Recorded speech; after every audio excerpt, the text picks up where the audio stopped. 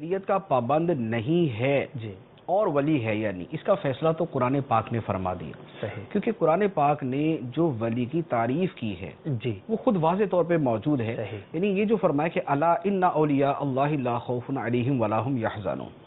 اب الذین آمنوا وکانوا یتقون، دو چیزیں خود قرآن پاک میں آ گئی. الذین آمنوا، وہ ایمان والے ہوں.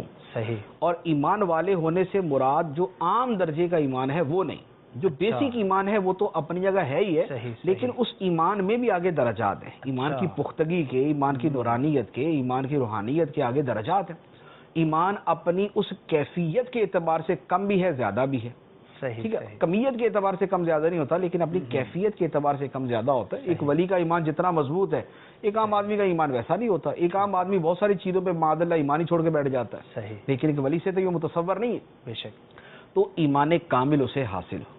وَكَانُوا يَتَّقُونَ، اور وہ پرہیزگاری کو مستقل بنیادوں پر اختیار کرنے والا. وَكَانُوا يَتَّقُونَ کا یہ جو میں نے ترجمہ کیا نا، یہ اس کے عربی لغت کے اعتبار سے مفہوم کے اندر یہ آتا ہے. وَكَانُوا يَتَّقُونَ کہ وہ پرہیزگاری کو مستقل بنیادوں پر اختیار کرنے والا. اب تقویٰ کیا ہے، پرہیزگاری کیا ہے، اس کے لیے دوسرا آسان سا لفظ یہ ہے کہ اللہ تعالیٰ کے جملہ احکام پہ عمل کرنا اور جملہ ممنوع چیزوں سے بچنا، اس کا نام تقویٰ ہے. ٹھیک ہے.